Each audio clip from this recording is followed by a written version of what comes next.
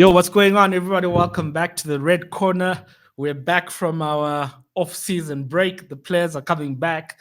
We're coming back. We're back. Transfers are yeah. Are you guys ready for the new season? This is We're our ready. preseason. We're ready. Yeah. That new season optimism, man. It's my favorite time of the year. Is there optimism? I don't know. We'll unpack as we go. But yeah, no, the players are back. The transfer window is going on. So yeah. Let's chat about transfers. There's no football. The Club World Cup does not count as football, really. Are you guys actually watching that? Actually, I am, in a way. I started watching it. I'm definitely going to watch whatever's left of today's game that I'm missing. The Madrid PSG game, definitely. Yeah. Today's game being Chelsea. Who's Chelsea playing? Is it Fluminense? I think. Fluminense. Chelsea are playing. Yeah. There's a narrative there. They are playing Thiago Silva. The Silva derby. That's an interesting one there. Yeah, that's interesting. That is 40, still marshalling defenses. Yeah, got it. Well, but like LG, were you watching it like from the beginning, or did you start now when we're getting to the business end of things? Oh no, from the beginning. I didn't catch every game, but I've caught most of the highlights. I think obviously the controversy was that some of the teams don't deserve to be there, quote unquote, or no one bloody understands what system FIFA used to select the teams. But what will make us money? That's the system. What will make us the most money? But believe it or not, I was pleasantly surprised at some of the quality of the football that I was seeing. I mean, Al Hilal, for example, was a surprise, right? Yeah. They're doing quite well. Fluminense, the Brazilian teams are doing very well. Chelsea, surprisingly, is doing well. Yeah, man, it was some good quality football so far. It's not like the dross that you see in the Premier League sometimes, where you just see mid-blocks against mid-blocks and no excitement, nothing. No, it was proper football end to end is what I've seen so far. I like, to be honest, my thing was I'm going to start watching it now at the semis, business end kind of thing. I've been keeping an eye out on results, definitely, but I haven't been watching the games. But yeah, I've struggled to keep up. No, it is that there's that kid from Madrid, Garcia. He seems to be on fire now. We'll talk about coaches at a later stage, but there we go. Alonso playing a back three at Madrid. Who would attack? But anyways, that's not the purpose of today's thing. We're here to talk transfers. We're here to talk the transfer market. Let's see what's going on. But first of all, I think before we get into it, man, the football world was rocked by some crazy news, man, about Diogo Jota and his brother Andre Silva. I was actually wondering, why do they have different surnames and stuff? Jota's actually not his surname. Jota is one of his names.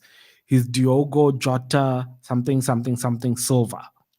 So that's why, for anybody watching, anybody wondering why Andre Silva has a different surname, no, they actually have the same surname. But anyways, man, that I don't know how it was for you guys, but I think we take it for granted. We watch these guys week in, week out, whether they are players, whether they're ops or whatever, but they're part of the Premier League world and the fabric, and we used to we make jokes about them, we do all this stuff. It almost feels like them, even though we obviously don't know them, but there's that connection. And I don't know about you guys, but for me, man, it rocked me, man, when I heard about the Jota stuff. It was a shock, dude. I mean, it came out of nowhere. I remember you posted it in our WhatsApp group, and I couldn't believe it. I'm like, no, man, surely someone shared something, they're trolling, Tish is mistaken, it can't be. And then I just spent literally 15 minutes article after article after article after article, and I think the more I just saw the headlines, the more it just sank in that he's gone, and it's a tragic car accident, and dude, it's weeks after he got married. Jeez. Yeah, it's crazy. Weeks. I think it puts it all into perspective, eh? It's just football at the end of the day. Yeah. So yeah, man, it's just one of those. I suppose it's a reality check, man. Sometimes you take things for granted and just think, hey man, I'll do this thing tomorrow, or I'll do this or whatever your scenario is. I think the main thing is just, dude, every day, man, it's just a blessing, and don't take it for granted that tomorrow's coming to Yeah, RIP to him, to his family, to Liverpool, to Wolves, to whoever had a affinity to those guys. So yeah, man. But anyways, onto the football stuff. Arsenal's been quite busy in the market, eh? Arsenal's been quite busy. Yeah. Let's wait. Let's actually see what you guys actually. there's a certain striker, but we'll get to him now. Let's see what you guys have done. Who rejected United? Let's see what you guys in order. Who was your first signing? Was it? I mean, I know Kepa, Azagla, whatever. Kepa. And I think he deserves to go first because I think that was what they call shrewd business, man. I rate that piece of business. I think that was a really nice move. Yeah, 5 mil release clause. Imagine that. In isolation. Do you remember how much Chelsea bought him for? Bruh, like 70 something, 72 or something like that. That's crazy. I think for me, I just hope that David Raya stays fit and that he gets rotated by choice and not because we're forced. Because, I mean, it's an okay signing. It's a backup keeper, right? You don't want to spend a lot of money on a backup keeper and you don't expect your backup keeper to be that amazing.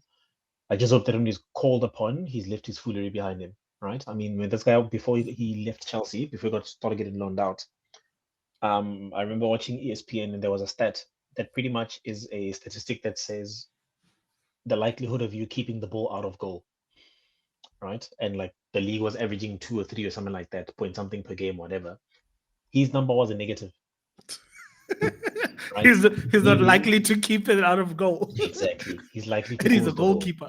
You know what I'm saying? And then I'm reminded by the fact that he went to Madrid as their second choice and ended up being their third choice because Lunin stepped up. So he wasn't impressive there either. And even at Bournemouth, right? Why didn't Bournemouth trigger the clause? Question mark. So I just hope none of that is any cause for concern as far as we're concerned. And that when he is called upon, he's not dumb and he's not doing foolery. Yeah. You can just keep the ball out the net and keep things simple. Bournemouth were triggered, so they didn't trigger the clause. But you guys, who was it? Wait, who was your second choice now? It was Neto. Norbert Neto. Okay, cool. But like Bournemouth, we took Bournemouth's number 1 on loan, and then Bournemouth got Kepa on loan. So I think we sent Neto back. Okay, cool. And now cool. I'm assuming Neto's going to be their first choice. Yeah, but I suppose, like you're saying, it's Capital One Cup or what is it called these days? Is it Carabao? Carabao. The Carabao keeper, maybe FA Cup early stages. We need to win it.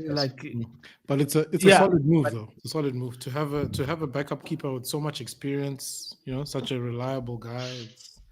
It's showing I'm not sure about this reliable guy parts, but okay. I mean, he's got Premier League experience. He's a Premier League goalkeeper. It's solid. If anything, Arsenal remains solid but unspectacular, man. You cannot fault solid. Solid but Rashford also has Premier League experience. You can't fault Arsenal for just Arsenal just remain just like that one big blockbuster signing away from but like everything else is always just like. That's my take of like the Arteta reign. It's like everything just seems so under control. It's just that missing piece. It's just the missing piece that's missing. But the question is, would you say? I understand when you say Arsenal always remain that one signing away, and part of it is like part of like that Arsenal juju. That's there. That second place juju. So the question is the juju stronger than all the signings combined? That's what we need to see. Yeah, man. I mean, look, I think Kepa's an okay signing for me. It's a backup keeper, right? I just pray that David Raya doesn't get injured because he's actually a good keeper. So I don't want my backup to be playing many games, to be honest. So as a backup, he's fine. And then I think the second signing was Norgard. Yeah. The Norgard one. I don't know, guys. Look, obviously the Thomas Partey thing. Now we know why Partey's not being signed, despite whatever was being reported or whatever was being offered. Right? I think it was all a smokescreen to make it seem like they don't know anything and now they know something or know a heck of a lot. But nonetheless, you can't have someone of Thomas Partey's quality leave and think that Zubamendi can plug the gap in straight away, right? Because he needs to adjust to the Premier League, number one. Number two, we saw him play against Man United, a dreadful Man United team in the Europa League. Right? He was nowhere to be seen. He didn't stick out, nothing special about him. I was looking for him. And I was like, bro, we chowed. Yeah, anyways. Do you understand? So Thomas Partey was power, could control a game, could intercept, he could read the game well, and he had that defense splitting pass. Whereas Zubimendi, as far as I understand, his passes are more sideways. He can control the tempo for you, but it's more sideways. It's not like that pass that will just break the lines and then just like that one. But I mean, how was Partey's transition from Atleti to Arsenal? Did it take a while to settle in, or did he come in and he was Thomas Partey from the beginning? He's African, Chief. So, so he just he didn't have that Mediterranean thing. So resilient, no matter the environment. Also, he barely had a preseason because La Liga that season was starting a lot later than the Premier League. And we waited until the last day to trick his release clause. So we rushed him in, basically, which is why he started getting injuries all of a sudden, because his entire career he had no injuries. But anyway, so the thing for me is the Nogard signing for me is you're buying a 31-year-old after Jorginho left. Right? Yeah. My question is, Jorginho, first of all, was never ever a signing that was going to get us over the line. Right? So I'm not even upset that he's leaving. My only worry is if you look at our squad right now, Zubimendi, Nogard, Merino, Rice, Odegaard. That's all our midfielders. Damn. All the ones at least Mikel Arteta plays in midfield. Yeah. Those are all our midfielders, right? Yeah. Anything happens to Rice, who's playing that 8? Merino. We tried it last year, it failed. He was more effective as a striker. Never ever effective, not even once as a midfielder. So that's a problem for me. Number 2, if Zubi gets injured, what are we doing? Playing Nogard. Okay. Who last season? How was Nogard's season last season? What type of season do you have? Does anyone know? That's a good question. Exactly. You guys just found a random guy. Exactly. Yeah. So financially, it makes sense. Cheap, backup, whatever, blah, blah, blah. If he's called upon, it does how big is that drop in quality? Not spending so much. I saw something. It was like it's 10+2 or something like that. Something like that. Somewhere like which I suppose. I mean, this window, bro. The deals that are going through are wild. I feel like the prices are just so overpriced. So 10+2. Neymar. I mean, blame it on Neymar. That Neymar transfer to PSG broke the transfer market. No, it did, but like I feel like it's so long ago. Like, did we ever normalize after Neymar? Actually, did we? Yeah, but it's wild, man. Also, there's transfers like Maguire for 80 million, for example. Yeah, no. That was nonsense. That was nonsense. I think Arteta has an interesting philosophy, man. You don't see. Arteta's philosophy seems very circumspect, man. Like, I mean, what is the largest? The largest signing, in recent memory is Declan Rice, right? For a defensive midfielder. When last did he splash the cash on like a Vavavoom kind of guy? Yeah. Well, look, he's supposed to be set up to do that now, right? Because Stadium is doing its thing now. There's no major debt, or the debt is under control, whatever. I don't know Arsenal's info like that, but I know they're here. They're Champions League club now. They are like financially stable. I think Arsenal has a lot of money to spend in the window now, and like they've gone from having to do patchwork now to being able to splash 105 or whatever on Declan Rice. I think you guys could even get a marquee signing like that again today if you guys wanted to. See, but I think they set up. They set up. The problem with our signings, right? And I forgot the numbers. I was trying to see if I can find them quickly. But basically, how much has Arteta spent on forwards? Right? Guys like I found here. Yeah. Gabriel Jesus. 50-60 mil. Kai Havertz, even though he wasn't brought in as a forward, he was brought in as a midfielder. Exactly. So I don't count that, strictly speaking. But let's count it, right? Yeah. That's 100 mil. Now, how much is spent on the midfield? All of it. And how much is he spent on left backs? Yeah, but if all the transfer, if all the gossip and the rumors are anything to go by, Arsenal are heavily linked to attacking players now. You know, now it's Rodrigo, it's Eze. Here's the problem. Gyokores. Here's the problem, or here's the catch, right? I think if this was Arteta in his third season, we would be okay with just an FA Cup or a Carabao Cup or whatever the case may be, right? Look, I'm okay either way. I just want trophies. I don't care what it is. Give me a trophy. A trophy buys you at least a year or two for me, because at least you are trying to build some winning mentality or something. You're doing something, right? If it's 2, 3, 4 Carabao Cups on the bounce, then we can start having the conversation. But for now, I just want to see silver. Yeah. The problem is, and this is the sentiment of most fans, you have gone 5, going on 6 years. You spent the amount of money that you have, and you haven't won anything in the process. Therefore, now people want the league / the Champions League. That's many fans. Are they delusional for wanting the Champions League? Of course, that's ridiculous. But they want the league now.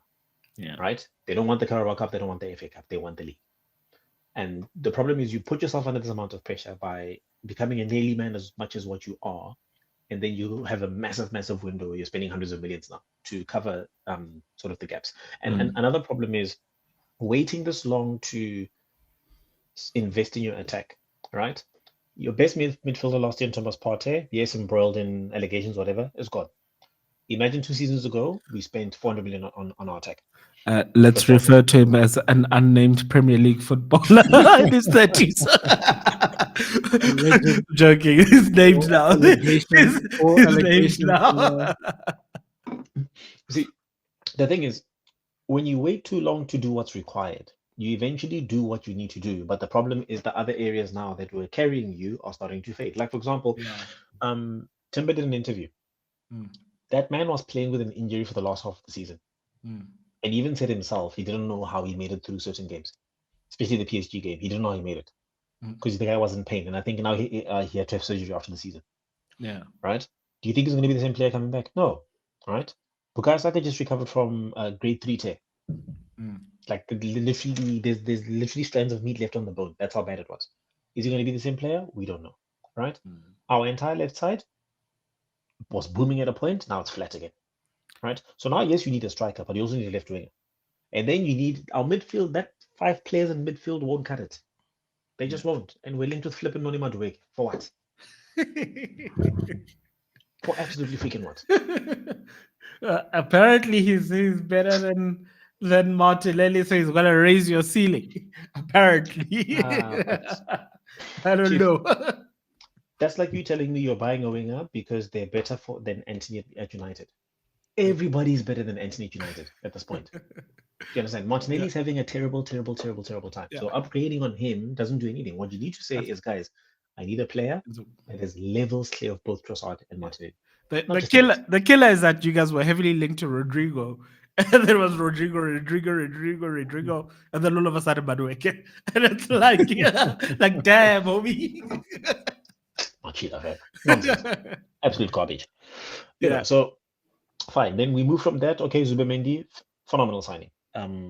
I hope he adjusts quickly to the Premier League, and Arteta does something tactically to make sure that he covers and protects him. Because Declan Rice is a workhorse; he'll go up and down.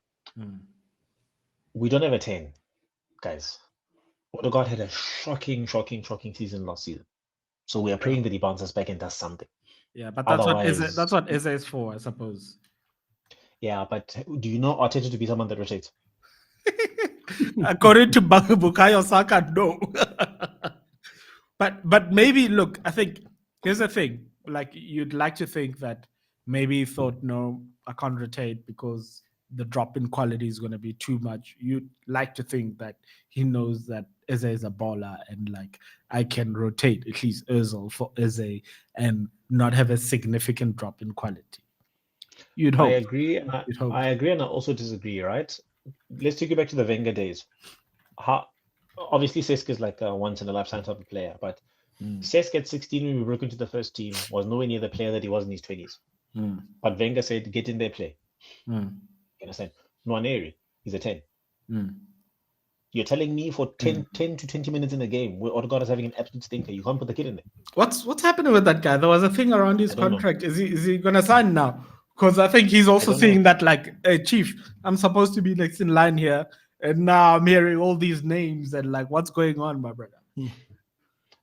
I'm hearing something about he might go to Chelsea. I'll be pissed if he goes to Chelsea and we get Madueke. That'll be killer. Oh, I'll be livid. Because fun fact, Nwaneri is clear of Madueke in my opinion. Just my opinion. The boy's a baller.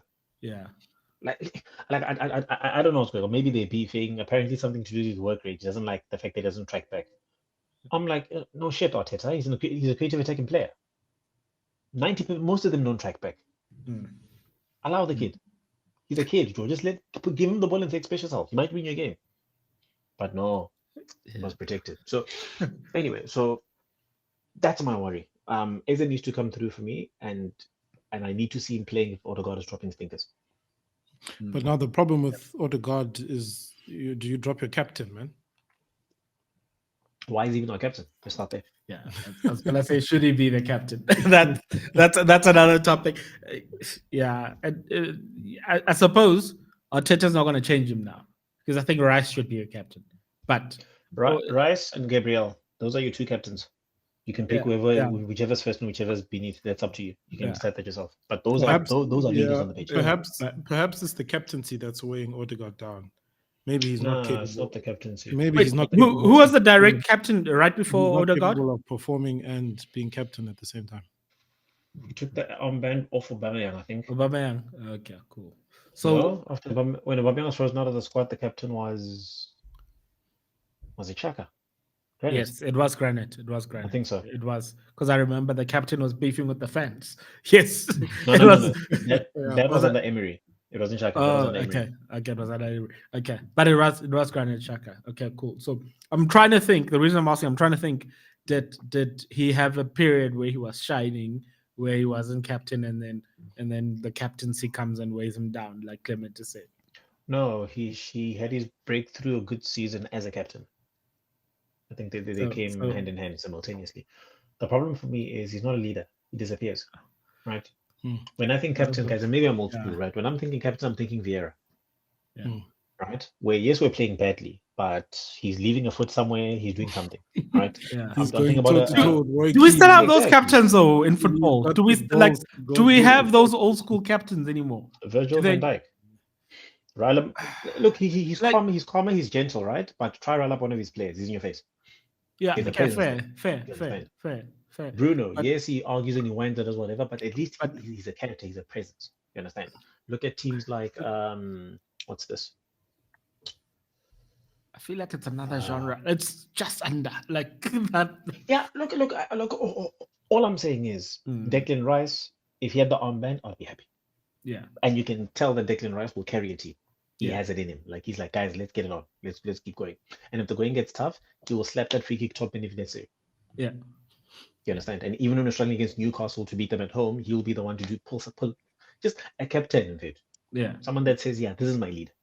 Yeah. We don't have that at Arsenal. Well, we have it, just not wearing the armband. Yeah.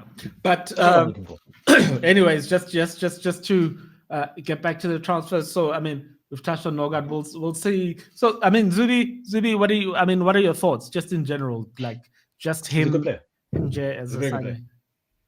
Very good player. I think he can control a midfield. He can read the game well. Again, the only worries is just his physical stature. He's tiny. So I'm hoping that he's quicker up here and can work around it, because he looks like someone where if they get his number, they can bulldoze him easily and overrun on midfield. Yeah. We'll see. I mean, like United is hardly the most physical team, but like as mentioned, like I think in that first game, you could see in the Europa League that like Zubimendi couldn't keep up. But like so it would be interesting to see how he fares in the Premier League. He might look like you were alluding to. He might have a adjustment period, and then maybe second half he kicks on. We'll see whether that's too late. We'll see. But yeah, man. And then the hot topic or the deal that's in progress that seems like it's almost done. Victor Gyokores. I'm just glad we're not linked with that Slovenian bum that playing in the Bundesliga. Benjamin. I'm just glad. You don't like Benjamin Sesko. Dude, let's buy him to listen. Buy him as your second choice striker. I need premium. I need creme de la creme. Like Gyokores scored over 50 goals for crying out loud. I don't care if it's the Portuguese league. It's over 50 goals. Yeah. And a lot of that was in the Champions League. So please. So the haters will say every time he came up against like a Premier League defense or like teams that were really imposing, then he struggled a bit.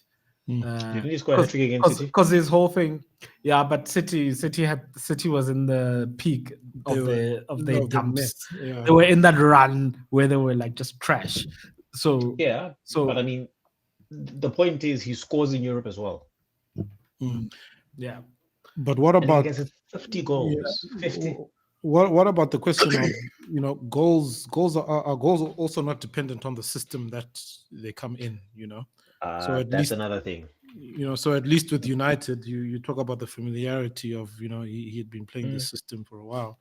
So now it's just because this guy rocks up at Arsenal doesn't mean he's going to keep the same level of production. Yeah. No, of course. He runs the channels, he runs into space. So Gyokores generally, and I would love to have him in my club. I'm not knocking him. But he works best when he's got a lot of space to run into.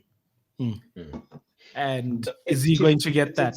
And also, like when he's up against physical defenders who are in his face, he tends to be, he doesn't win the duels as much. It's very simple. If Gyokores goes through and he's not banging, get Arteta out. But if you could have Arteta out right now, I think you'd push the button, bro. If Arteta breathes wrong right now, bro, like he should be out. But here's the thing: Europe's hottest property. Then there's that narrative. There's that narrative now that Arteta wants Sesko, but Berta wants Gyokores, and there's that split. And I think it sounded like Sesko was the first choice, but because Salzburg, is that which Red Bull club is that? Salzburg. They priced him out. Funny games. Yeah, they priced him out. And Sesko wanted a release clause. You wanted to use it as a stepping ladder. Apparently. Damn.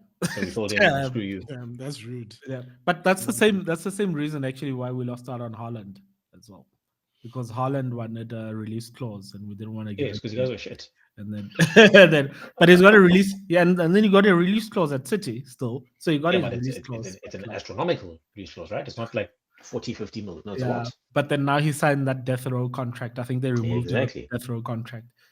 And they gave him all the money he wants. Yeah. But anyway, so we've got Nogard through the door, Zubimendi through the door, Kepa through the door. Kepa, Gyokores. You guys are linked to Eze. So let's say Eze happens. Rodrigo, I still feel like is a bit of a doubt it's gonna happen. So let's just say Eze happens, and then that's the end of your window. How will you feel about that? We're not winning the league.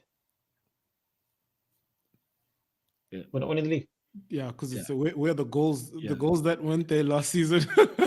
Where they Gyokores supposedly is going to score some of them. The question is Odegaard the kind of guy who nope. He's not the kind of guy who feeds on Gyokores. He can. Look. The reason why I want Arteta out, right? Despite the fact that enough is enough now. He's not flexible tactically. And he doesn't know how to tell players to be free. He tried it the one time. We dropped a 13-point league, whatever the case may be, and he's overreacted and gone super conservative since. We are boring to watch. We are dreadful to watch. Unless if we're playing against a big team, we're on the counter and we get 3, 4, 5 goals. Like we'll beat Madrid 5-0. 5-1 on aggregate. But get knocked out by PSG. Why? PSG is not going to beat them and play a high line. They will play football. No, they'll actually outplay us. The problem is you can give Arteta a 60 or 50 goal a season striker. The problem is he going to give him the ball and play to his strengths, or is he going to try be a Pep and be bigger than the team and say, like, I set up the system, this is how I want to play, therefore you will do the following things, right?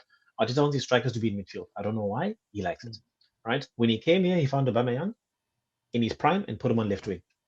that's just who he is. That's just how he does things, right? So that's why I want Arteta gone. He's too controlling of the players in the final third. But you're going into the season with Arteta. Arteta's not going anywhere. And because of that, I don't think we're winning the league. Yeah. Look, but then also, I suppose Liverpool just got Verts, guys, and they're trying to get Isak. You can also understand the guy fails so bad, bro. He and me. We need Verts to fail. Look, maybe Arteta's just naive, man, because he is still young in like the head and man that's game. why we have no business hiring young managers, because now we spent start all seeing that this. time. He spent all that time as a number 2, and now this is his 6th year now. Exactly. I think the young tax, you can start reducing that young tax now. 6 years now, and not just 6 years. 6 years at a top club. So now it's like fam. Like we need to judge you like a real boy now. Yeah. But I mean, we'll see. It seems like it's under no pressure internally. Yeah. So and that's exactly why I'm saying I doubt we're going to win the league, because I think people tend to think, especially Arsenal fans, they're so annoying online. They tend to think that because we're getting better, therefore we're going to win the league. But Chief, City just bought 8 players. Yeah. So understand? Yeah. Liverpool just got one of the hottest 10s in the world. Yeah. And we saw them last year. The one weakness in their team was a 10 that was banging. Now they have the exact same team with a 10 that's banging. What do you think is going to happen? They got him. They got Frimpong. If they dare get Alexander Isak, if they dare get that guy, no, it's a wrap. It's a wrap. That's how we're talking about Liverpool. We can't talk about something like that with the nonsense we're doing. Yeah. So maybe let me ask you this. Let's leave Liverpool aside. Let's just you and City. Do you think you will finish higher than City? Since City now in the Club World Cup lost to Al Hilal, is that just pre-season Pep figuring out? He does have a couple of new people, so it's not a couple, it's 8. Yeah. The one guy he bought in January, and he's already wanting to sell him. Selling him. So like a different ball game there.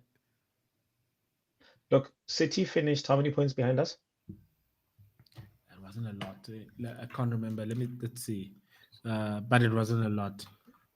I think it was 5 points or something. 4. 3 actually. 3, yeah. City at their worst are 3 points behind us. and they went they went on a 13 game and like without winning, no wins, something like that. That's wild. So for me, it's like Rodri's back. If he stays fit, already there's a game changer, because Pep relies on that guy a lot. And they have guys like Jerky Joe. Have you seen that guy? Mamouche. Yeah, we'll see about Cherky. I've got my he's a baller. I'm wondering whether it's going to translate to the Premier League the same way. Yeah, we'll see. But we mustn't forget that Arsenal were showing league winning form at a point last season. Yeah? No, they weren't. They were first half of the season. Arsenal we were never in a title race, you know that. Arsenal were you knew it deep inside your Arteta out kind of like your mentality. You always were not in a title race. Arsenal, we were Arsenal never were ticking along. Would you say LG has an agenda against Arteta? I felt like Arsenal were ticking along, and then at a point it fell off. No, Chief, we were never in a title race. Sounds like every Arsenal season, though. I won't lie. Yeah, I don't understand. But yeah. Anyways, like we were second, yes, but not in a title race. No, Liverpool walked this league. I'm listening to LG saying that Arsenal were unwatchable at some stages, and I'm like, bruh, you should be glad that you didn't have to watch some of the stuff that we had to, because Man United was a tough watch, bruh. It was torture. Speaking of Man United and tough watches, guys, what's happening? What's happening? That Europa League final loss killed us, because what it did to our budget, bruh. So it's been 84 years. Okay, so window opens day 1. Cunha. Mateus Cunha through the door. We're like, okay, cool. We're cooking. The rebuild is going. Like we always look. The stories were always saying, cool. We had 100 mil to spend before sales, right? And not even just the PSR thing, but like just the cash thing. We had 100 mil to spend before sales. Cool. So sharp. Cunha done. The plan was Cunha 62.5, and then Delap 30 mil. That's under 100 mil. You've got a striker. You've got a 10. We move from there. We see how the sales are going. Delap obviously goes to Chelsea. So cool. We were busy thinking, okay, cool. What's going to happen? All of a sudden, Jiggy, Brian Mbeumo for the Africans. Mbeumo. And it's like you're starting to look at the prices. And I mean, I think from the outset, they said, no, they want the same price as Cunha. That's how the whole thing started. And you're like, but this is more than that 100 mil that they told us about. so now you're starting to think, okay, cool. Was that just the press release? Are we maybe not as broke as it seems or whatever? But here we are. What is it? 5 weeks later? Is it 6 weeks later almost? No, it's 5 weeks, I think. We are still negotiating for Brian. Yeah. And I'm wondering what the heck Brian is thinking when he's alone with his thoughts. Tell me something. Is it the price or the structuring of the payments or both that's a problem? I don't think it's not. So from what I'm hearing, it's not the price that's the problem. It's the structuring of the payments. Brentford wants as much as possible up front. Yeah. Yes. Brentford want. I think they were even saying Brentford want minimum 60 guaranteed, and a lot of it up front. And so United are stuck in like this financial mess, right? Yeah. Obviously, we're in a mess because of past events. We've got these 5 guys that we'll talk about just now who are chowing us now. We don't have a lot of money in the bank. I think this is like we've got like 72 million in the bank or something like that. That's that. And we already owe 300 million on past transfers, 89 million of that being owed this summer. Right. So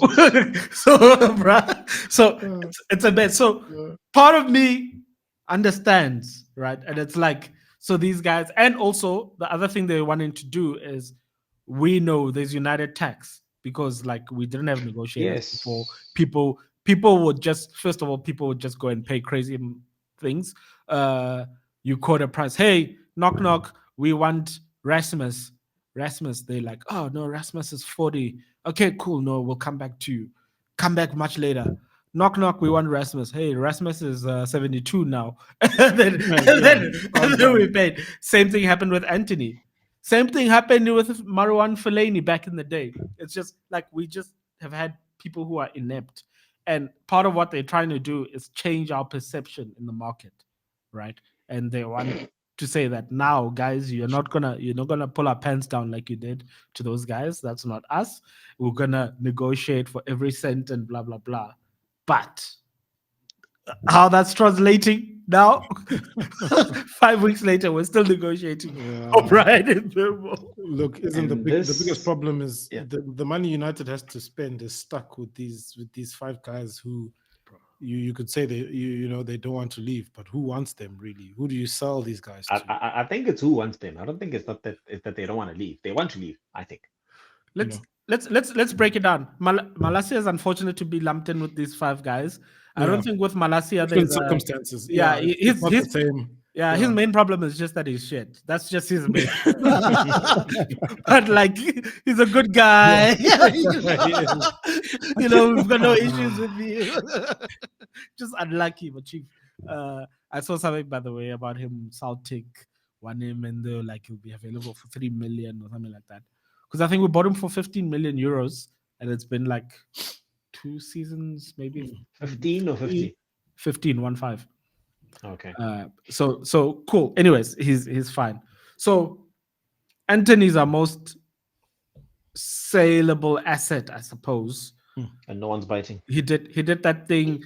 He wants Betis now. He fell in love with Betis. He went Betis. His loan was a success, right? He raised his profile, all of that stuff. he did when he came to the final and he played against Premier League defense. We saw the Anthony that we know and love, but, but that's neither here nor there. he raised his profile, so you think, okay, cool. Betis go, they sell that Cardoso guy to Atletico Madrid. You're like, oh, for like 30 million euros. You're like, oh, okay, cool. These guys are freeing up cash and blah blah blah. But when it's time to bid for Anthony, it's just not happening. I don't know. I've United gets caught up in the weirdest deals. They're saying that they want to do some part ownership thing of Anthony, where it's like a ownership share something. United owns half of it, Betis owns half of it, and Italy then used to do this a lot. yeah, Italy. So they're talking about that. They're trying to figure that stuff out. I don't know, but at least I think I'm confident that he will go eventually. You know, a question I found myself asking myself, last season with all these guys on loan is, what happens when you don't find a buyer for these guys? At some point, do you have to then bite the bullet and just fix your relationship? What the hell? Because now it's like our relationship with all of these guys stinks. Like every single one of them have done us dirty. Beyond just like poor performances. It's like these guys are actually just rude to the club now. Yeah. And then now you end up in the situation, the clock's ticking. Yeah. It's actually it actually turns into a real mess. Yeah. Anthony's one was why. Yeah, go for it. And that's why I was on Amorim's case. And you need to find a way and be flexible, because I was predicting a scenario similar to this, where you're trying to get rid of these players, you can't, and you can't buy no one. Now what do you do? No one wants them. So, no one wants them. Dog, like the stick to your system and take the players and loan them out again and play like shit again. You can't do that. So wait, let's go to him. I think Anthony will go. Yeah, eventually he definitely will go. They'll weasel out the thing. I think what's going to kill us is that these guys. Yeah, I think we're going to have to cut our losses with a lot of these guys. But I think Anthony will definitely go. The kicker though is, when will he go? He might go at the end, and so it's messing with our business, right? Because we can't realize that money, we can't move forward. Then next up, we've got Mr. Freedom Fighter, Jadon Sandwich. So his move to Chelsea fell apart. So actually got more context about that that obligation and how the obligation fell through. It actually makes more sense now. So because we're like, United's the first club that has an obligation, and then the obligation was not it wasn't a real obligation, and blah blah blah. Rather you sue me, I'm not taking your player. Yeah. Yeah. But what happened there was that because it was a late deal in the window, so Chelsea hadn't had enough time to negotiate wages with Sancho, to say, if we sign you on, this is wages, this is the image deal, blah blah blah.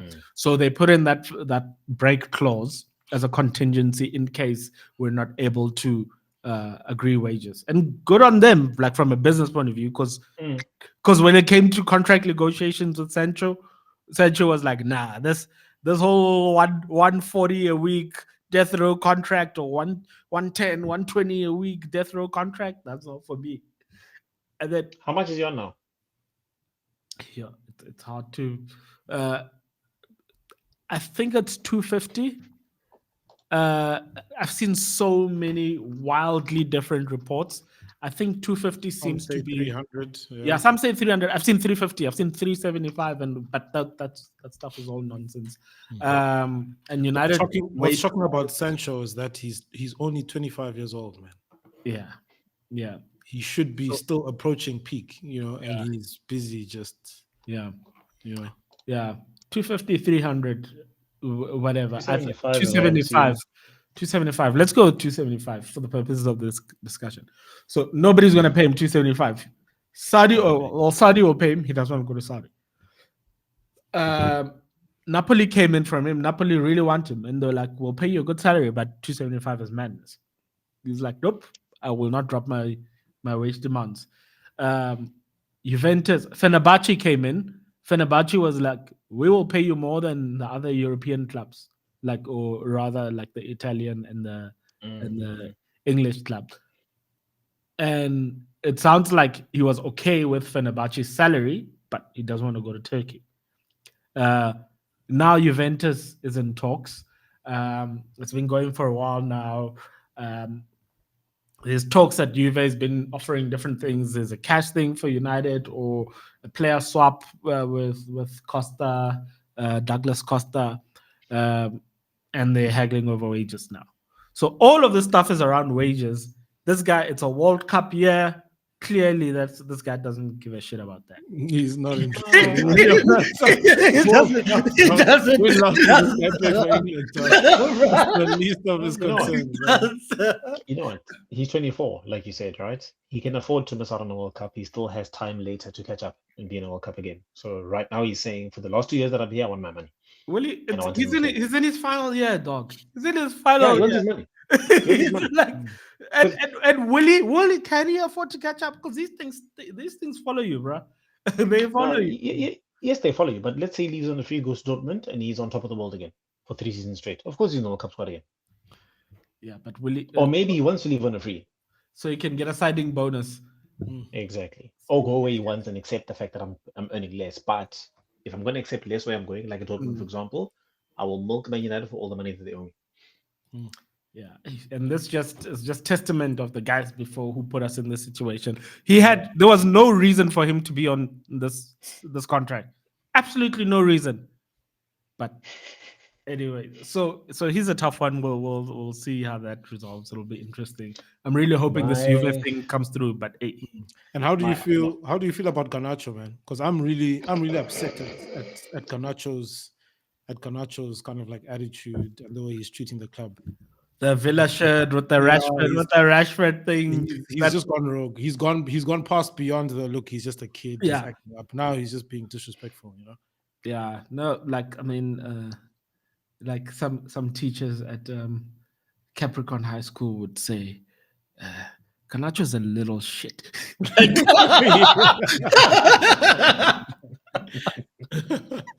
No, he's crossed the line. He crossed the line for me, and I always had grace for him. You know, it's always like, look, he's a young guy. He's coming through. He's just frustrated. He's in a messy club. But then now the way he's handling the situation is not okay. But do you think that guy, just let's say apart from this whole situation and all this, do you think that guy has like delusions of grandeur? Like it feels like he thinks he's like CR7, like level talent kind of thing. I think the talent is there. I think the talent is there, man. I think he's what talent? I think the talent is there, and what talent? I think the talent is there. It's just the mindset and the mentality. It's just the mindset and the mentality that's shaky. It's the mindset and the mentality that's shaky. What's he good at? I think it's there, guys. I think it's there. What articulated? What's the talent? What is good at? I think he's there. Chiefs, what specifics? Explain for 10 bucks. I think the only thing that's missing from Garnacho's game, or one of the big things that's missing, is his final ball. But he manages to find himself in the right position. The one thing missing for Garnacho's game is football. As a winger for someone at his age, I think he's doing everything someone at his age should do. He gets into the right position. How old is he? He doesn't. He's still in his teens. He's a young boy, man. He gets into the position. He can't. And his final ball is wildly sporadic. But what you know for sure is Garnacho gets the ball, touchline. Here we go. You know, like he's driving at defenders. He's taking men on. Yeah. He's got it. You know. His positioning is good. Yes, he can. He does mostly get into the right places, and he can take men on for sure. But that's the thing, man. And he's grossly selfish. Like it's ridiculous, and like feels like he's selfish because he wants to be the hero because of this whole CR7 complex that he's got. Like, bruh, that guy will, that usual FIFA goal where there's a man free, bruh, just pass him for a tap in. Garnacho will not do that. Finesse top corner. He's like, what? He's thinking about GA. He's thinking about my stats. And he's thinking about goal bonuses. And he's thinking about people singing his name. And he's like, screw that. You're open. Screw you, bruh. I'm going to go for it. And Yeah, we'll see. He wants a Premier League move, apparently. Yeah, but what he needs to do to take the next step is to kind of give himself to the team, to become more of a team player. so he needs to become more of a team player, and there's no reason why he can't take the next step at United. Considering he can't take the next step at United. There's no reason why he can't. It's just his attitude. Nah, it's just his attitude is the reason. The attitude, but his attitude is the reason. But if he just fixed the attitude, and and we were willing, because then it's just like a guy who's come to the academy. You're willing to put up with a little bit of shit, but then now he's just taking. And that brother of his, that bloody brother of his. Remember, Garnacho's the guy who was leaking the team sheet. He was leaking the team sheet the whole time. He's taking it and they found him. He was giving it to his brother. His brother was going to guys on blah blah blah. And then now every time like something happens with Garnacho, there you've got him sulking. You've got his brother on Twitter, on Instagram, posting all sorts of nonsense. You have Garnacho liking, like when Ten Hag was here, people, because these guys are young, they watch the United Stand and things like that, and like they follow these like football Twitter accounts, and like imagine like a United trade. So it was not trades, other guys, but like imagine like a United trade, like saying putting out some tweet about, I don't know, dissing Ten Hag for not playing Garnacho or whatever, and he goes and he likes the tweets on public platforms and he retweets stuff, and I'm like, bruh, like. Like what? What's going on? So we gave him a lot of grace because he was, he's a United kid. But this is what happens, Clem, when you make excuses for players and managers. In this case, he's a player. He's young. Now look, I'm ready to let him go now because he's 21. He's being disrespectful, embarrassing you. Sorry, just one more thing on the Sancho thing, and I know Tish is going to vehemently disagree. Ten Hag did not need to throw Jadon Sancho under the bus in their public feud about the training. That was a poor piece of man management. But he didn't say, look, what did he say? He just said that. Doesn't matter what he said. No, it was unnecessary. I've seen so many, since that incident, I've seen so many managers do the exact same thing. But just cause. To players other than Jadon, right? Remember, prior to that, and let's remember, Ten Hag is a piece of shit. When it comes to man management, he's a piece of shit. Yeah, fair.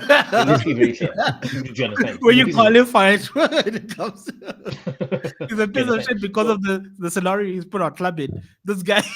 sorry. A piece of shit manager. This is a quick sidebar. Sorry. This guy... Oh, I'm looking at Carreras now. He's going to Madrid now. Alvaro Fernandez. And Ten Hag came in and he kicked him out. But anyways, Ten Hag came in and he kicked out that Kova keeper. And then Leverkusen bought that Kova guy. Ten Hag goes to Leverkusen and he kicks him out. Like that guy must hate. He must hate Ten Hag. Piece of shit man management. Because the thing is, Sancho at that time was sort of like hot and cold, hit and miss. Like we're still trying to figure out what to do. And Jadon Sancho is the type of player where the talent is there. All you need is to put an arm around him, stroke his little ego a little bit, and just give him confidence and say, my son, go express yourself. He's that type of player. He's not the type of player that you rinse out in public. And a good man manager knows that. You know that. You understand? There's a player there. There is definitely a player there. But because of Ten Hag's shit man management, the relationship between him, the fans, the club, and everything is not broken. Now, when Amorim comes in, and Amorim can't even know good the guy now. Because I'm telling you, in Amorim's system, put Sancho there on the left. In that left 10. You've got a player. I'm telling you. But Amorim's 10s must work, though. In his ideal situation, they must work. As Sancho worked at Dortmund. Well, what are we talking about? He worked. But at Chelsea, put your arm around the lad and work with him. In big games where you need someone to run up and down, start him and play him for the last 30 minutes. In a game where you expect to dominate, you start him. I hear you, right? There's a player there. He can go. He can go. He's a player. Nah, that guy. No, but look, cameos. But there was the question of, do you not get to the point where you might have to do a U-turn on, because of, if you think about 5 guys, what are the chances of us selling all 5? Exactly. There might be 1 or 2 where it just doesn't work out, and then a plan has to be made. To round off the discussion, last one, Rashi came to Rashford is the most predictable guy in the world. I'll tell you why I'm saying this. But anyways, it came through. He started briefing.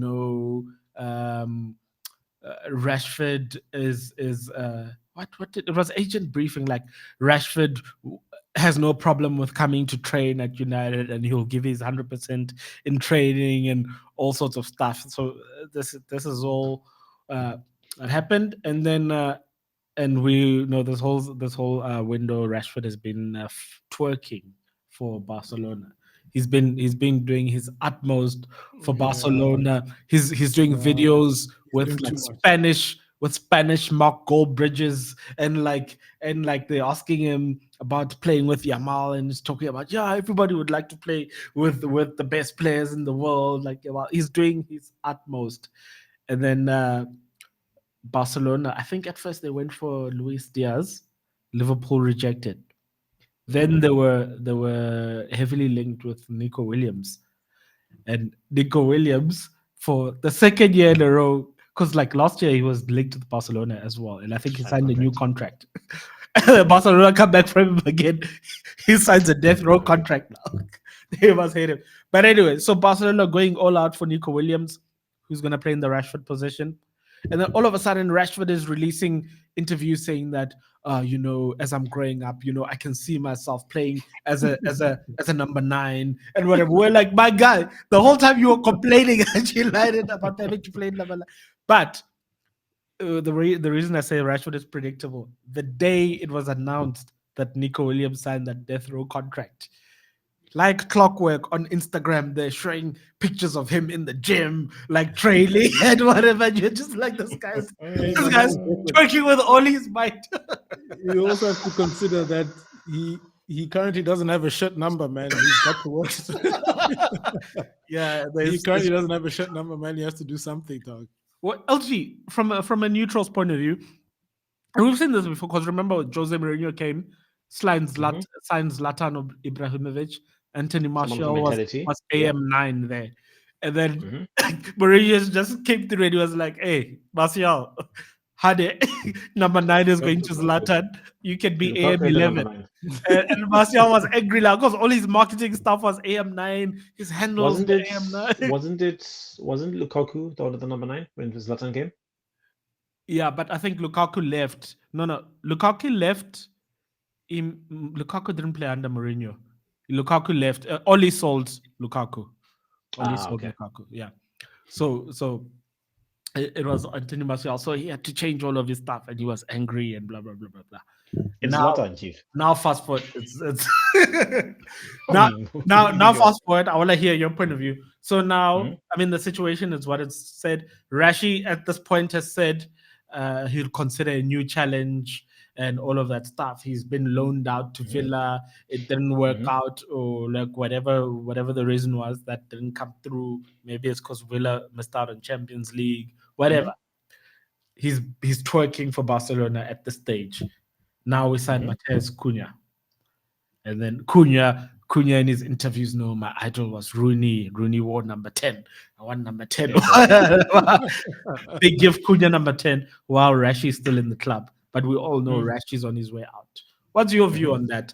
Stripping him off the shirt while he's still at the club. It's a mess. It's a mess. Look, the thing with Rashford is there's a player there. What to do to get the best out of him, I don't know. Because even Emery couldn't, right?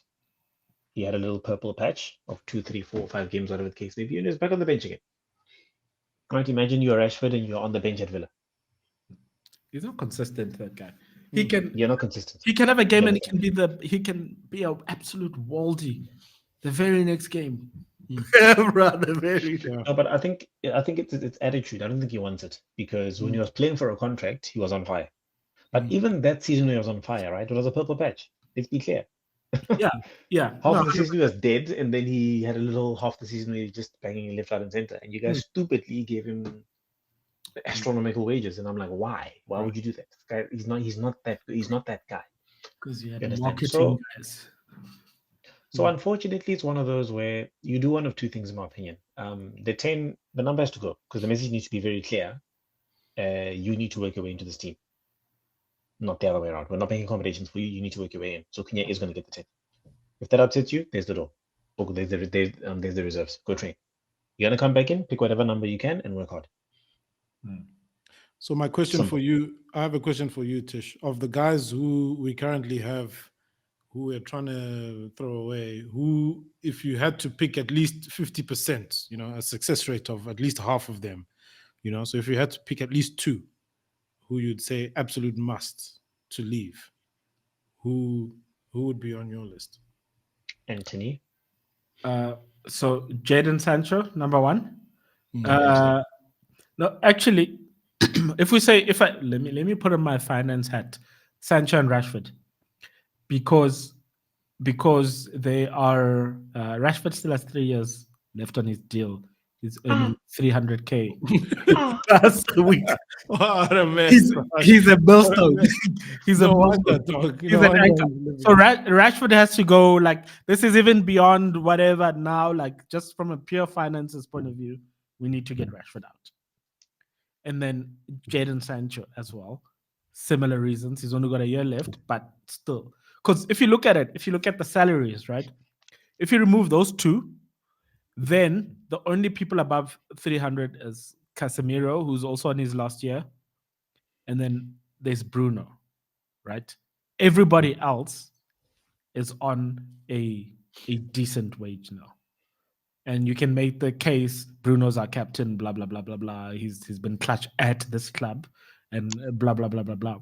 But like, you get Rashi out, you get Sancho out. Casemiro, you just give him 5-time Champions League tax. You have him around, he's on his last year. Then like our wage structure is fixed.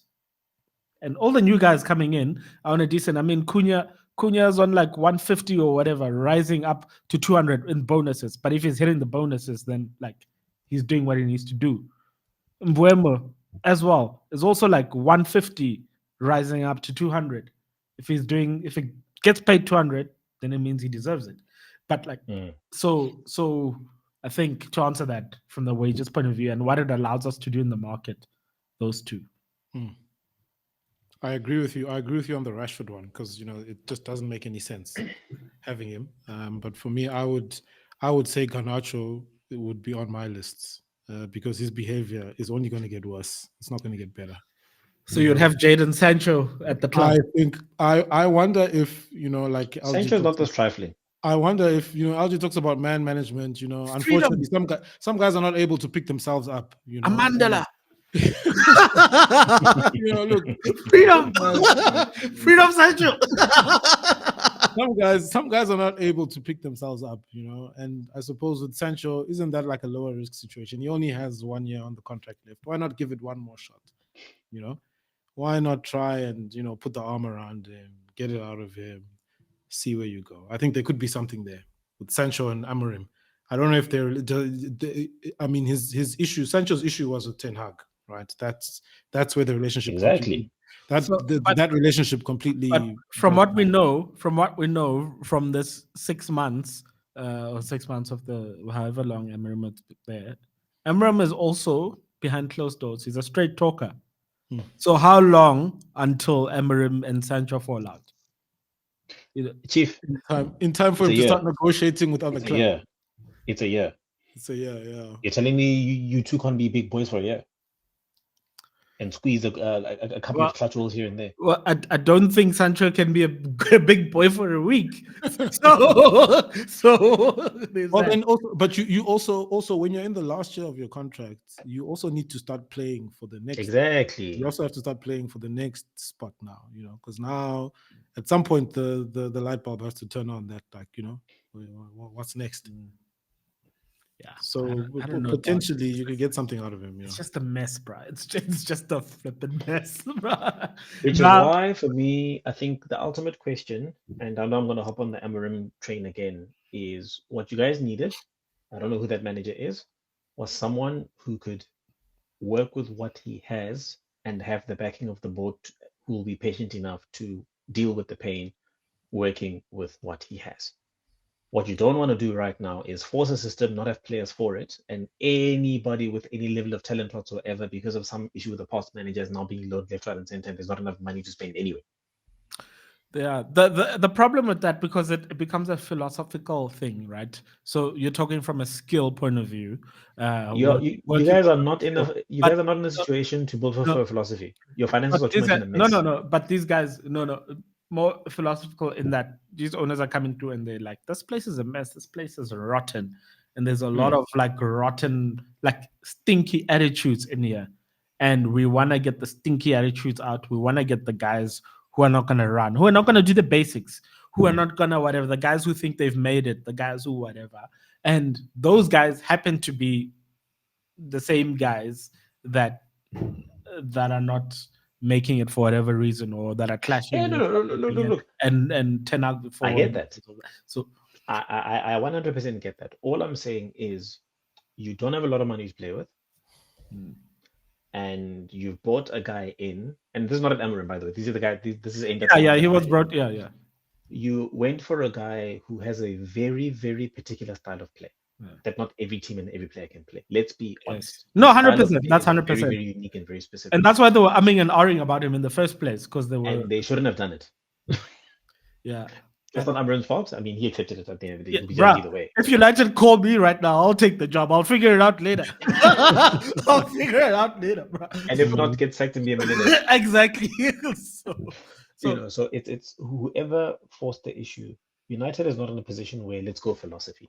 That's something you do when you have a spine or a base of a team that's proper and the culture is at least 60-70% there.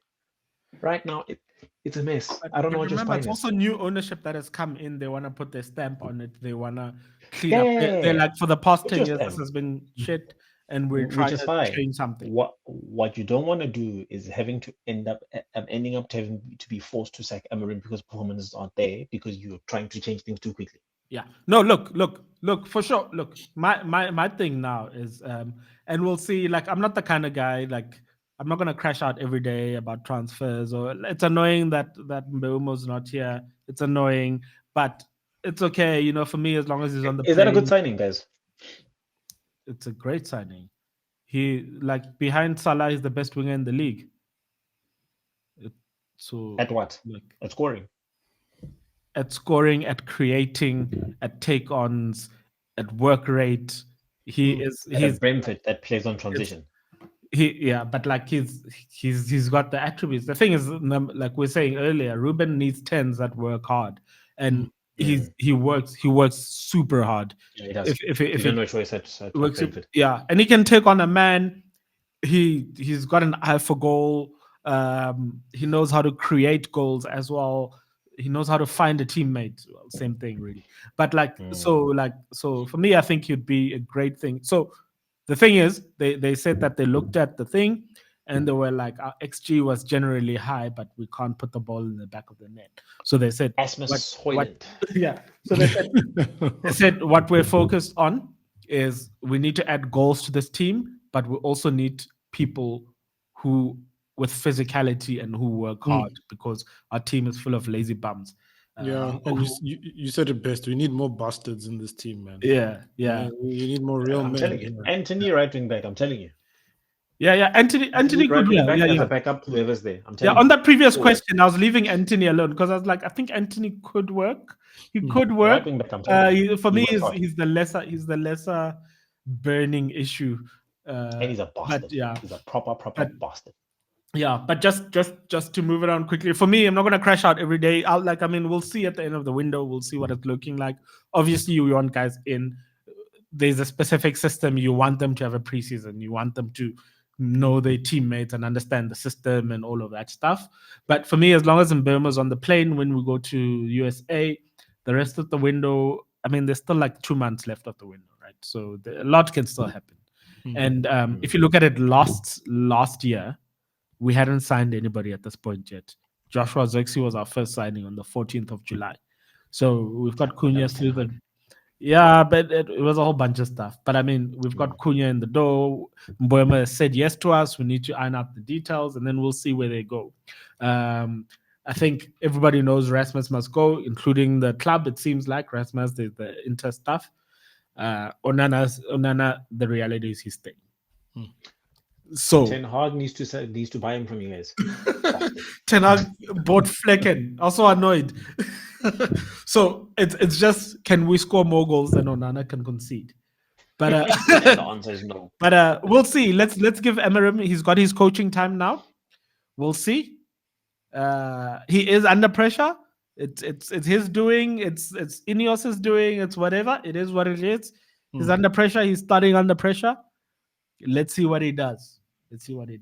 But this season, I suppose, if he fails, then Out. Chief. Yeah. What failure looks like, I think we'll talk about at the end of the window. Yeah. I don't know exactly what it looks like, but we're not going to agree on that. That's fine. Let's see how the window can change the complexion of things. The window, yeah. But yeah, no. Anyways, outside of that, the Calvert-Lewin, Vardy, Callum Wilson, that's his agents. We're just linked to every summer. We're linked to 1,000 people. So for me, it's just pinch of salt in there. We are looking at Ollie Watkins. Shit. And as we look at rapid, I'll take Ollie Watkins. He's 29, going on 30. He's Premier League proven. Depends on the fee. Depend on the price there, with someone of that age. Yeah. I mean, they wanted 40 from us, didn't they? In Jan. Yeah, I'll take him. Sounds like a scam. 40 is too much. No, I'll take him for 3 years. If you just get 3 years behind him, Cheeto's developing in the background. Even if, let's say, Erasmus stays, but he's not the main guy, you've got Xerxes. For 40, I think in 2 years you can go and splurge on a striker again. You try keep it moving. Prem proven, good goal scoring ratio. Knows where the goal is. Hardly injured. He got injured recently, but I think if you look at his body, his career, he hardly gets injured.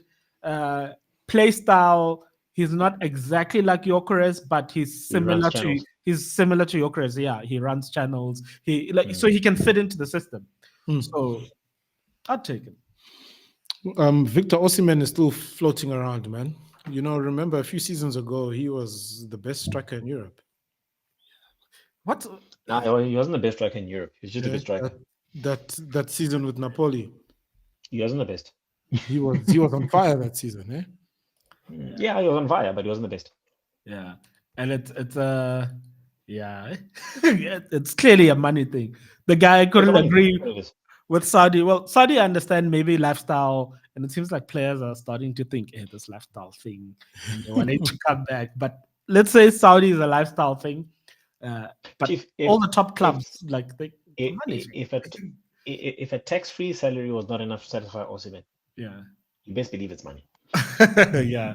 So, but I mean, I think Fabrizio was saying today Galatasaray put in a bid. I think it got rejected because Al Hilal's bid was higher. But like, it seems like he's happy to stay at Galatasaray. I think he'll stay at Galatasaray. So, yeah. I mean, he's doing well there. So yeah. But yeah, and anyways, with that, you've got Chelsea buying every forward they can get their fingers on. We'll see what happens there. But Chelsea needs to be studied, guys.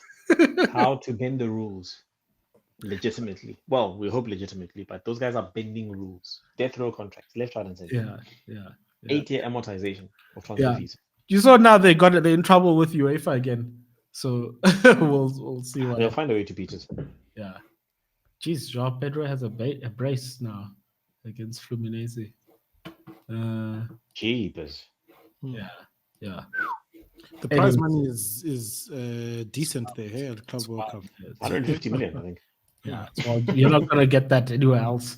I think if you as a club, if Chelsea wins the Club World Cup, all their PSR issues are gone. Immediately, they're gone. And they'll probably go spend some more. Yeah. It's wild. But anyways, gents, I think let's call it there. Yeah, man. Guys, we're back. We'll drop some more content. We'll change some things up as well. The new season, I think we'll have a couple of short form content stuff as well, and just a bit more regular drops. We'll switch things out as well for the new season. So just keep it locked on the channel.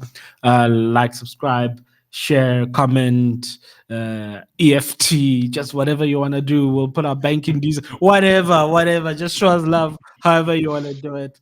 But yeah, keep it locked. We're back for the preseason. We're back for the new season, and yeah, good seeing you guys. Clem, LG, always a good one, bro. Yeah. Okay, guys. Nice. Counting down to Arsenal versus United there. We're beating you. What a match they won. What a match they won. That's a watch along right there. You. That's a watch along right there. Yeah. You're getting beaten. Right now, I'm just gonna be humble because I don't have much to say. But let's just see how the window. Let's just see how the window goes. That's all of it. We get Gyokores. He's getting a hat trick against United. That would be killer, bro. That would be killer. Anyways, peace, guys. All right. Cheers, guys.